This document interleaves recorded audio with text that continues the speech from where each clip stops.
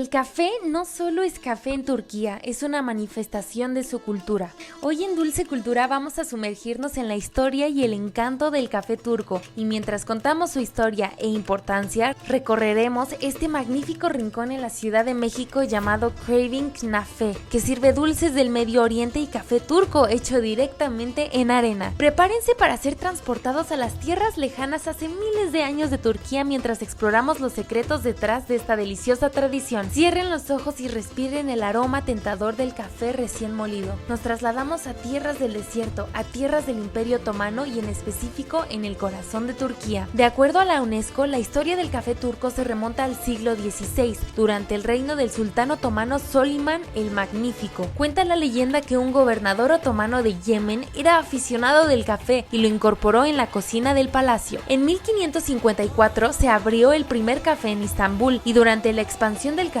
en tierras otomanas, los granos de café se tostaban, molían y preparaban con técnicas únicas, y una de ellas es el café turco. Osman Serim, miembro directivo de la Asociación Cultural Turca de Investigación sobre el Café, menciona que el café turco no se refiere al tipo botánico de semilla, sino al método utilizado para prepararlo.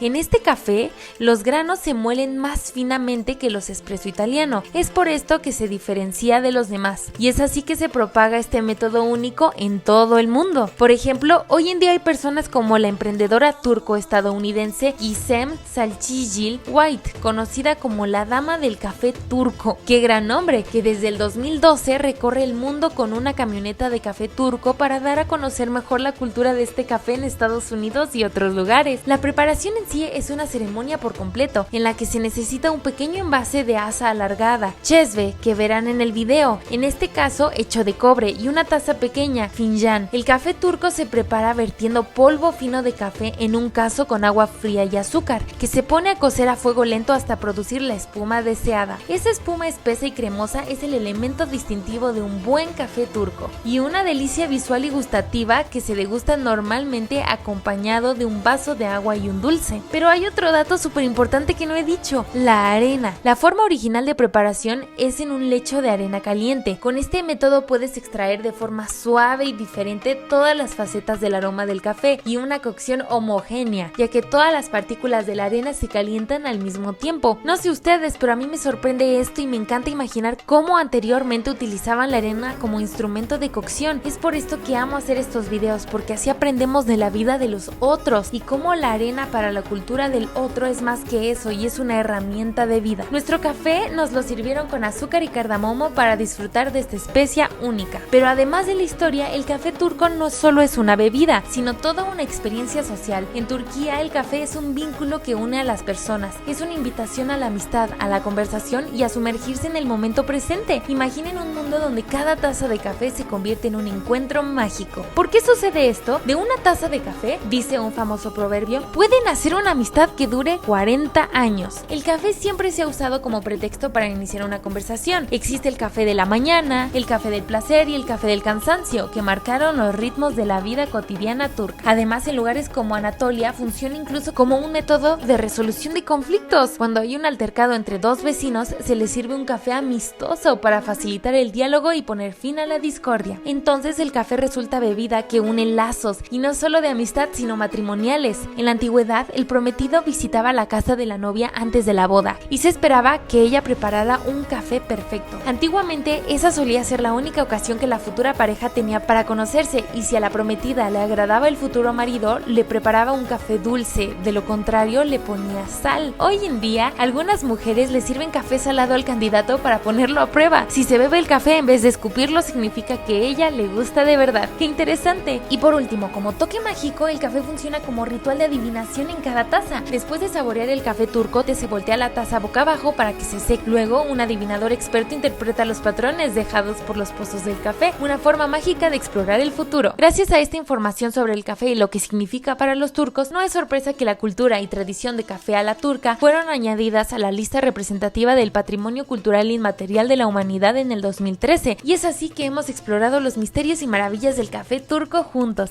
Espero que hayan disfrutado de esta dulce y poética historia y que se animen a visitar este maravilloso lugar para deleitar sus sentidos. Esperen las siguientes partes para también probar y conocer dos postres de Medio Oriente que también ofrecen aquí. Si les ha gustado este video, recuerden darle like, suscribirse al canal y compartirlo con amigos de diferentes culturas. Nos vemos en el próximo episodio de Dulce Cultura.